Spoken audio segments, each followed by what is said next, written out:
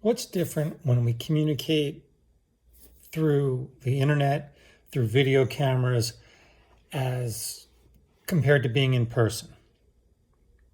So we went through this huge experiment. Starting March 15th, everyone went from face-to-face meetings to these Zoom, FaceTimes, Google Duos, WhatsApps, and we're now communicating through the internet. This is for bankers, lawyers, doctors, accountants, architects, insurance people, everyone. So I'm sitting here, I've spent the past 6 months thinking to myself, what's different? Well, we get the message across, and intellectually, our intellectual message gets across. But what percent of communication is that? The cameras are limited. Most people are using one of these Apple cameras or, Android, or they're using a laptop with a camera.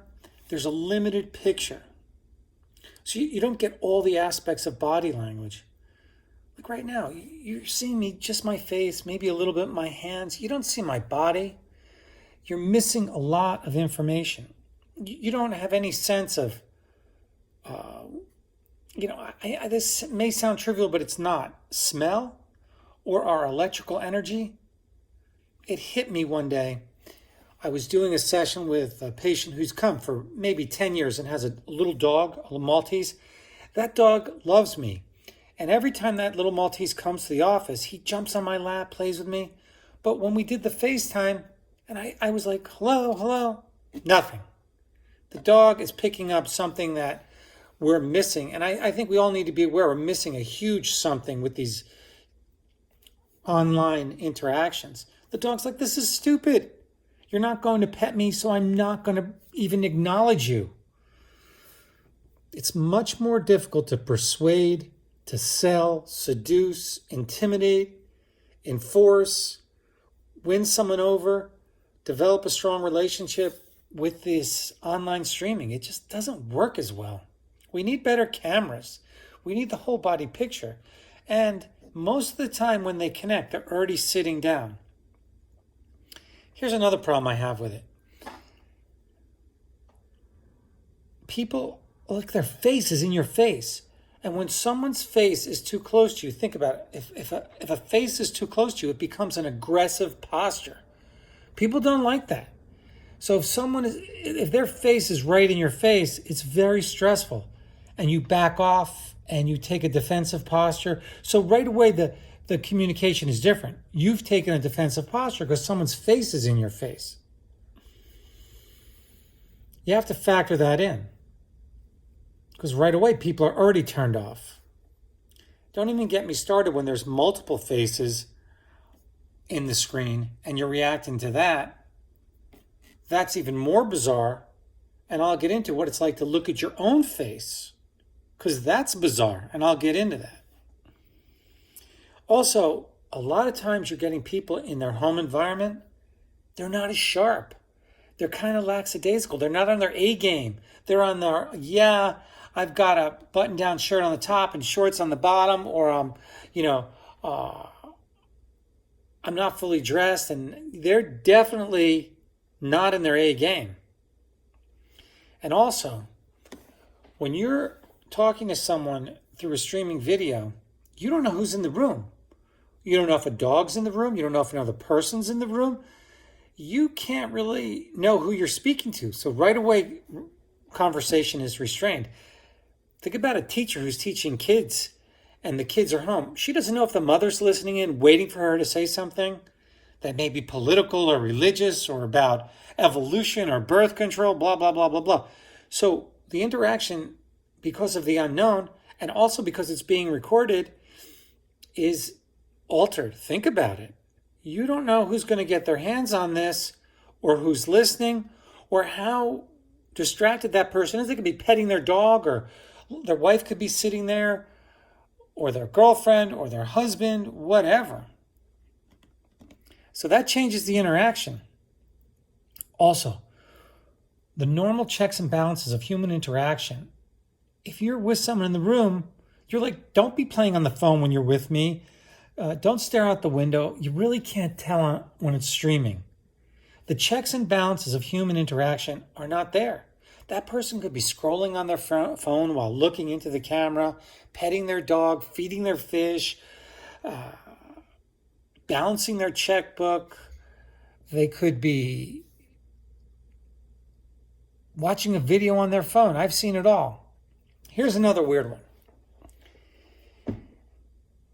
There is an energy, it's regardless of sex, male, female, male, male, it doesn't matter. But there's a sexual energy and there's an energy of bodies, of size.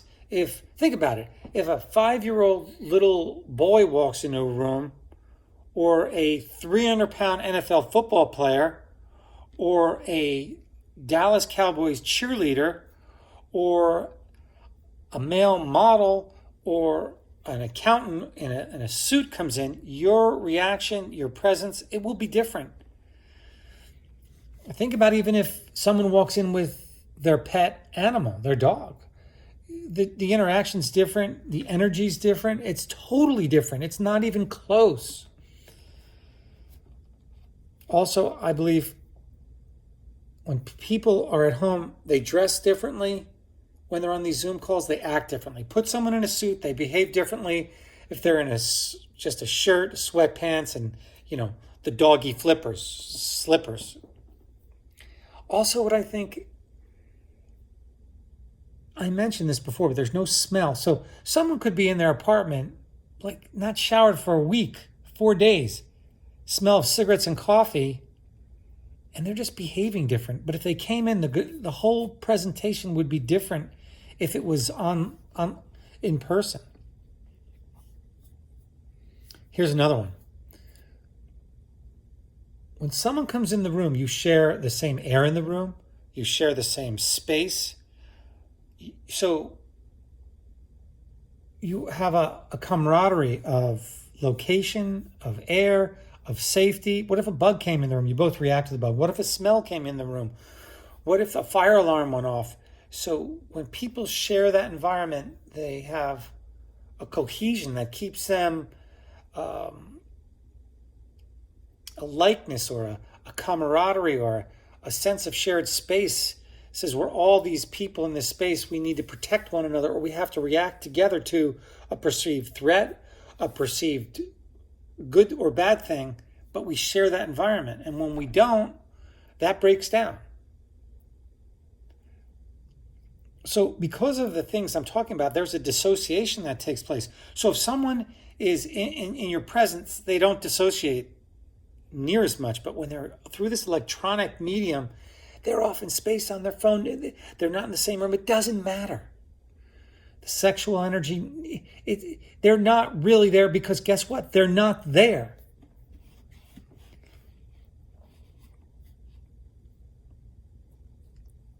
And also, because of all these things are different, the feedback you get from that person and the feedback you give them, so the communication energy is totally different.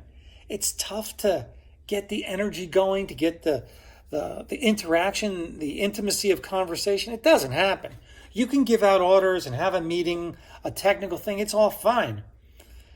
But we're losing a huge amount. I don't know if this is sustainable. So certain people will be able to do this long term, but let me tell you, it is not sustainable. Remember, we are animals. And as animals, we need to be present. If we're not present, guess what? We're not present. You know, it's called on-the-job absent, this whole Zoom thing. I'm not buying it. Yeah, you can technically do a lot of stuff, but I'm just saying, I thought this would be a be-all, end-all, and that how these telemedicine and Zoom and WhatsApp and FaceTime and Google Duo and Skype was just the perfect thing.